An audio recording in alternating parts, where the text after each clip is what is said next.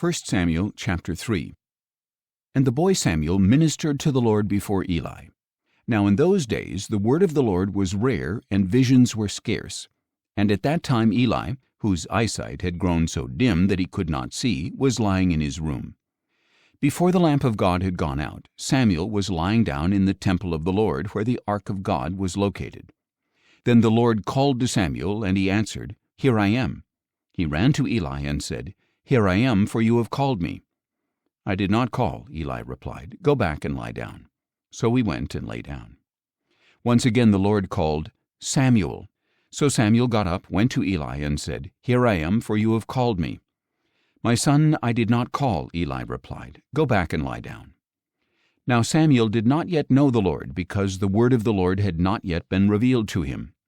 Once again, for the third time, the Lord called to Samuel. He got up, went to Eli, and said, "Here I am, for you have called me." Then Eli realized that it was the Lord who was calling the boy. "Go and lie down," he said to Samuel, "and if he calls you, say, 'Speak, Lord, for your servant is listening.'" So Samuel went and lay down in his place. Then the Lord came and stood there, calling as before, "Samuel, Samuel." And Samuel answered, "Speak, for your servant is listening."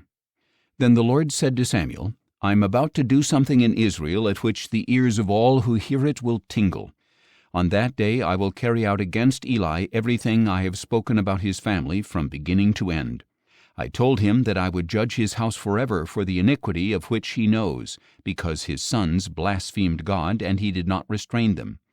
Therefore I have sworn to the house of Eli, the iniquity of Eli's house shall never be atoned for by sacrifice or offering."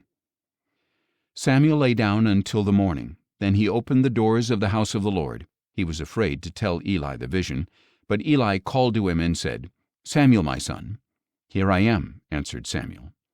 "What was the message he gave you?" Eli asked. "Do not hide it from me. May God punish you, and ever so severely, if you hide from me anything he said to you."